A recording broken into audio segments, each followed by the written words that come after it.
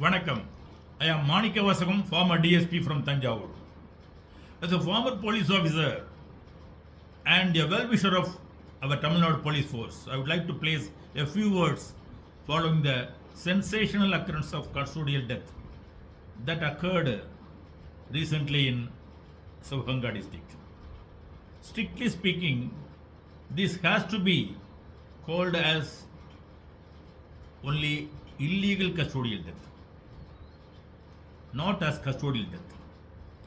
ஏன் அப்படி சொல்கிறேன்னா, இந்த வழக்கு இந்த சம்பவத்துக்கு முன்னாடி மடப்புறம் பத்ரகாளியம்மன் கோவிலுக்கு தரிசனத்துக்கு வந்த ஒரு பெண்மணி தன் காரில் இருந்த நகையை திருடு போனதாக அளித்த புகாரை பெற்று அந்த திருபுவனம் போலீஸார் என்ன செய்திருக்கணும்னா 173 கிளாஸ் 1 பிஎன்எஸ்எஸ் பழைய 154 சிஆர்பிசி அந்த சட்டத்தில் கூறியுள்ளபடி அன்றைய தினமே அதில் வழக்கு பதிவு செய்திருக்க வேண்டும். அதில் வழக்கு பதிவு செய்து புலன் விசாரணை பொழுது இந்த அஜித் குமாருக்கு எதிராக ஒரு ஆதாரங்கள் இருக்குது, பிரைமாஃபீஸியா இருக்குது என்னும் பட்சத்தில் அவரை சஸ்பெக்டாக எடுத்து விசாரணை செய்து அந்த விசாரணையின் பொழுது இப்படி ஒரு துரதிர்ஷ்டமான சம்பவம் நடந்திருந்தால் அப்போது இது கஸ்டோடியல் டெத் என்று கூறலாம். ஆனால் இதில் வழக்கு பதிவு செய்யவில்லை. No FIR, no case. அந்த அம்மா சொன்னது ஓரலாக சொன்னதை அப்படியே அந்த தனிப்படை immediately jump into action. அவங்க ஸ்ட்ரைட்டாக போய் பிக்கப் பண்ணுறாங்க அஜித் குமாரை. இன்ட்ராகேஷன் பண்ணுறோம்னு சொல்லிட்டு 2 நாள் பண்ணனுடைய விளைவாக இப்படி ஒரு துரதிர்ஷ்டவசமான சம்பவம் நடந்து போச்சு. அது குறித்து அது இந்தியா முழுவதும் மிகப்பெரிய ஒரு சென்சிட்டிவான வழக்காக மாறிய பிறகு எல்லா மீடியா வெளிச்சங்கள் அதன் மீது பாய்கிறது. இந்த வழக்கு துவக்கத்தில் 196 பிஎன்எஸ்எஸ் பிரகாரம் வழக்கு பதிவு செய்கிறாங்க. ஏன்னா அது magisterial enquiry is required into the death of anyone who died in police custody. அந்த ஆஸ்பெக்டில் மெஜிஸ்ட்ரியல் என்கொயரிக்காக வழக்கு பதிவு பண்ணி அதுக்கு விசாரணைக்கு உட்படுத்துகிறாங்க. தென் எவிடன்ஸு கிடைக்குது. பிஎம் சர்டிஃபிகேட்டில் இன்ஜுரிஸு நோட் பண்ணுறாங்க. மற்ற எவிடன்ஸ் கிடைக்கிறது. இமீடியட்டாக section was altered into that penal section, மர்டருக்குரிய பீனல் செக்ஷனாக 103 பிஎன்எஸ்எஸ் மாற்றுகிறாங்க. அந்த சம்பவத்தில் சம்பந்தப்பட்ட அந்த தனிப்படை காவலர்கள் 5 பேரை கைது பண்ணி ரிமாண்டுக்கு அனுப்பியிருக்காங்க. இப்போ இதில் இன்னும் வழக்கு புலன் விசாரணை இருக்குது. அடுத்தடுத்த ஏஜென்சிக்கு மாற்றப்பட்டு தற்பொழுது it has been transfer to CBI investigation. இப்படி இந்த முக்கியமாக இந்த வழக்கில் நம்ம கூர்ந்து பார்க்க வேண்டிய என்னன்னு சொன்னால், what is the role of தனிப்படைன்னு சொல்லிட்டு ஒரு ஆத்தென்டிகேட்டடாக ஜிஓ போட்டு எங்கேயுமே ஆரம்பிக்கலை. ஆக்சுவலாக PSO 692 என்ன சொல்கிறாங்கன்னு சொன்னால், அந்த மாவட்ட எஸ்பிஓ அல்லது அந்த உட்கோட்டத்தில் உள்ள டிஎஸ்பிஓ சில இன்ஃபர்மேஷனை கலெக்ட் பண்ணுறதுக்காக ஒரு சஸ்பீசியஸாக சில பேர் மூவ் பண்ணுறாங்க. அந்தந்த பகுதிகளில் அவங்களோட நடமாட்டம், மறைமுகமான இருப்பிடங்கள், ஒரு சந்தேகத்துக்குரிய நடமாட்டங்கள், அது குறித்து ஒரு ரகசிய விசாரணை செய்து, நேரடியாக கூட போய் அவங்கள விசாரிக்கக்கூடாது, ரகசியமாக விசாரணை செய்து அந்த அது கிடைத்த தகவல்களை அதிகாரிகள்கிட்ட சொல்லணும். அதன் பிறகு இந்த officers will proceed further action. இதுக்காகத்தான் இந்த PSO 692 இருக்குது. தனிப்படை இப்படி இன்ட்ராகேஷன் ஒரு சஸ்பெக்டை பிக்கப் பண்ணி இன்ட்ராகேட் பண்ணுற அந்த அதிகாரத்தை கான்ஸ்டபிளரி சர்வீஸ் ரேங்கில் உள்ளவங்கள்ட்ட ஒப்படைக்கவே கூடாது. அது விதிமுறைக்கு முரணான ஒன்று தான்.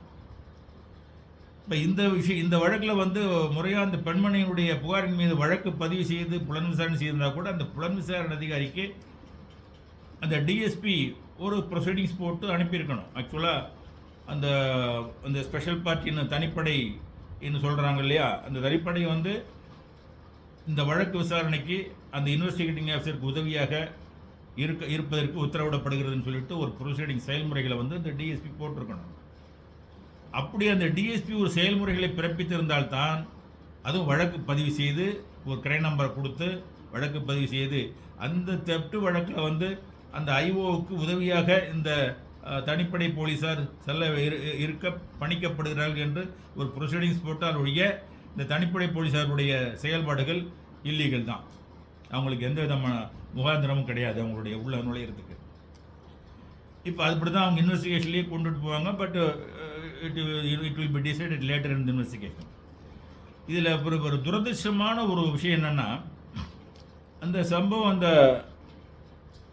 துரதிருஷ்டமான அந்த கஸ்டோடியல் டெத் நடந்த அந்த மாவட்டம் சிவகங்கையில் அப்போது எஸ்பியாக இருந்தவர் திரு ஆஷிஷ் ராவத் ஐபிஎஸ் அவர்கள். உண்மையிலே சொல்லப்போனால் இஸ் ஹானஸ்ட் ஆஃபீஸர். அவர் I was SP Thanjavur, I know him. அவருடைய செயல்பாடுகளை வந்து நான் பார்த்துருக்கேன். ரொம்ப தரவழி ஹானஸ்டான ஆஃபீஸர். தரவழி ஹானஸ்டாக இருந்தாலும் கூட தன் கீழ் பணிபுரிகின்ற சபார்டினேட்ஸ் ஒரு கரப்ட் ஆக்டிவிட்டிஸ் செயல்படுகின்ற பொழுது அவற்றை கண்காணித்து அதற்குரிய நடவடிக்கை எடுத்திருக்க வேண்டும் அல்லது அவர்களை நிறுத்தியிருக்க வேண்டும். உண்மையை பார்க்க போனாங்கன்னா ஒவ்வொரு காவல் நிலையத்திலையும் வந்து எஸ்பி ஸ்டாஃப்னு ஒருத்தர் இருப்பார். எஸ்பி ஸ்டாஃப் வந்து அவருடைய ரோல் என்னன்னு சொன்னால், அவருக்கும் யூனிஃபார்ம் கிடையாது, அவருக்கும் டைமிங் கிடையாது. அவர் காலையில் ஒவ்வொரு ஸ்டேஷன் வருவார், என்ன நடக்குது ஸ்டேஷனில், ஏது நடக்குது, யார் யார் என்ன பண்ணுறாங்க, யார் யார் உள்ளே வந்தாங்க, யார் யார் வெளியே போனாங்க, இந்த தகவல்களையெல்லாம் சேகரித்து அவங்க எஸ்பி ஆஃபீஸ்னு சொல்லி எஸ்பியினுடைய டைரக்ட் கண்ட்ரோலில் இருக்க ஒரு ஆஃபீஸுக்கு தெரியப்படுத்துவாங்க. காலையிலே 7 மணிக்கெல்லாம் ஃபோன் அடிச்சுருவாங்க. அதே மாதிரி சில விஷயங்களை நேரடியாக எஸ்பிக்கும் சொல்கிறது உண்டு. அந்த ஸ்டாஃப் என்ன ஆனார், அவர் சொல்லியிருக்கணும் இல்லையா, இந்த மாதிரி வந்து ஒரு ஆளை ஒரு அஜித் குமார்னு கூட்டிகிட்டு இந்த ஸ்மெல் பார்ட்டி இன்ட்ராகேஷன் பண்ணிக்கிட்டு சுற்றுறாங்க, யார் அதிகாரி இல்லை அப்படிங்கிற தகவல்கள் சொல்லியிருக்கணும். அப்படி சொல்லியிருக்கும் பட்சத்தில் இமீடியட்டாக அவர் everything is on hand மைக்கை பிடிச்சி அந்த டிஎஸ்பிக்கு ஒரு சவுண்ட் விட்டு இமீடியட்டாக வந்து that Ajith Kumar should be shut back to his house. Evidence FIR போடாமல் இது செய்யக்கூடாதுன்னு சொல்லி விரட்டியிருக்கணும். செய்யலை. Is an honest officer. But இந்த ஒரு விஷயம் வந்து கொஞ்சம் ஈடிக்குது, அவ்வளோதான். எனிவே, இப்போ இந்த வழக்கை பொறுத்தவரை இப்போது புலன் விசாரணை இருக்குது. போஸ்ட்மார்ட்டம் சர்டிஃபிகேட்டில் பல்வேறு காயங்கள் இருப்பதாக குறிப்பிட்டுள்ளார்கள். உடம்பெல்லாம் கன்றிப்பு உள்ளது, வீக்கம் உள்ளது, அப்ரேஷன்ஸ் இருக்குது. சில இடங்களில் வந்து ரத்தம் கட்டி இருக்குது. இப்படியெல்லாம் சில இது மென்ஷன் பண்ணிக்கிறதா பத்திரிகைகளில் படித்தோம். பட் இதில் வந்து எல்லாமே வந்து doctors has to give final opinion which injury caused death to the deceased Ajith Kumar. இதில் எந்த இன்ஜுரி ஃபேட்டல் இன்ஜுரி அப்படிங்கிறத போலீஸ் ஆஃபீஸர் தான் விசாரித்து டாக்டர்கிட்ட கேட்டு வாங்கணும். ஆனால் எல்லாமே அப்ரேஷனாக இருக்குது, சின்ன சின்ன காயமாக தெரியுது, கன்ஃபியூஷனாக இருக்குது. இது எப்படி ஒவ்வொரு இன்ஜுரிக்கும் என்னென்ன சிம்பிள் இன்ஜுரியா, கிரீவஸ் இன்ஜுரியா, இல்லை விச் இன்ஜுரி கூட cause death to Ajith Kumar அப்படிங்கிறத வந்து புலன் விசாரணையில் அவங்க ஏற்றுவாங்க. அதுக்கப்புறம் தான் வந்து அது இன்வெஸ்டிகேஷன் ஒரு முழு நிறைவை அடையும்.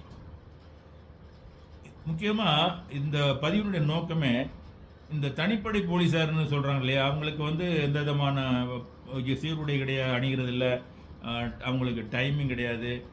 ஜூரிஸ்டிக்ஷனில் உள்ள போலீஸ் ஆஃபீஸர்கிட்ட போய் அவங்க ரிப்போர்ட் பண்ண வேண்டியதில்லை. அதை டிஎஸ்பி எஸ்பி அந்த லெவலில் தான் அவங்களுக்கு அவங்க தான் அந்த அதிகாரின்னு நினச்சிக்கிட்டு அவங்களுடைய போக்கு அப்படி தான் இருக்கும்.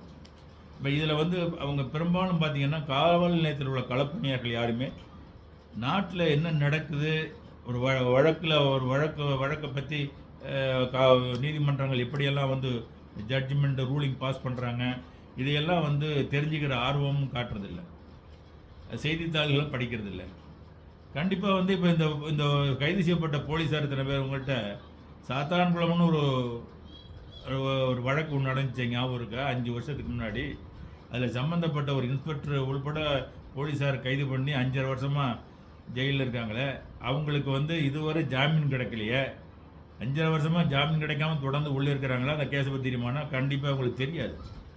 செய்தித்தாள்களில் படித்தா தானே வந்து நீதிமன்றங்களில் ஒவ்வொரு வழக்கிலும் எப்படியெல்லாம் முடிவெடுக்கிறார்கள் அப்படின்னு அவங்க படிக்க முடியும்.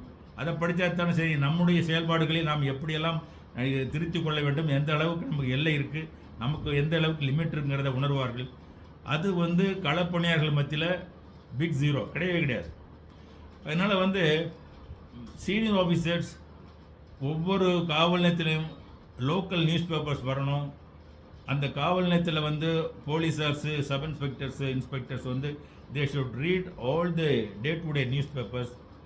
அப்போ தான் அவங்களுக்கு நீதிமன்றங்களில் நடந்த வழக்குகள் பற்றிய விவரங்கள் இதை பற்றி தெரிஞ்சுக்கிட்டா தான் இவங்களுடைய நடைமுறையிலையும் பின்னாடி எந்த விதமான இது மாதிரி சிக்கல்கள் மாட்டாமல் தனக்கு என்ன எல்லை இருக்குது, தன்னுடைய லிமிட் என்ன, தன்னுடைய அதிகாரத்தினுடைய எல்லை என்ன என்பதை உணர்ந்து நடப்பார்கள் என்பதை கூறிக்கொண்டு விடைபெறுகிறேன். நன்றி, வணக்கம்.